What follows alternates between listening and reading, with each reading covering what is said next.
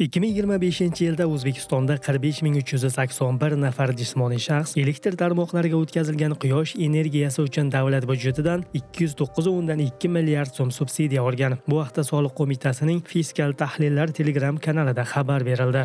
Ta'kidlanishicha, Quyosh xonadon dasturi doirasida to'langan mablag'larning umumiy summasi 209 milliard 201 million so'mni tashkil etgan. Shuning 7,5 milliardi dekabr oyiga to'g'ri keladi. Bunda jami 268,7 mingta subsidiya rasmiylashtirilgan. Shuning 16,3 mingtasi dekabrda. Yashil elektr energiyasi uchun eng ko'p to'lovlarni Xorazm, Qoraqalpog'iston va Buxoro viloyati aholisi olgan. Xususan, Xorazmda bir yil ichida 55,4 milliard so'm o'tkazilgan. Ikkinchi o'rinni 29,1 milliard so'm bilan Qoraqalpog'iston egallagan bo'lsa, 25,7 milliard so'm bilan Buxoro viloyati keyingi o'rinda qayd etilgan. Ma'lumot uchun 2023-yil 1-apreldan boshlab quyoshli xonadon dasturi doirasida xonadoniga quyoshli panellarni o'rnatgan jismoniy shaxslarga quyosh paneli orqali ishlab chiqarilgan va yagona elektr energetika tizimiga uzatilgan elektr energiyasining har bir kilovat soati uchun 1000 so'mdan subsidiya ajratilishi belgilangan.